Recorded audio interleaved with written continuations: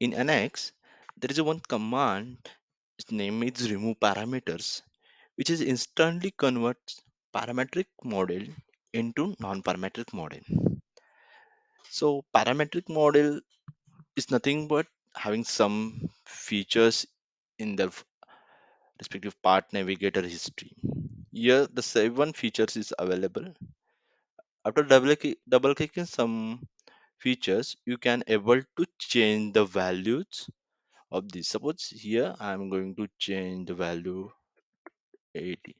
That's mean this is the parametric non-parametric model. Okay. So what is meant by non-parametric? Let's see. Let's first we apply the command. To find the command, go to the command finder, type remove, select body. Before clicking OK, just here observe this total seven features is available. Okay. Okay. Now accept the pop-up. The pop-up is simply said the operation removes all the parameters from all the selected bodies. We are selected only one object. I'm clicking yes.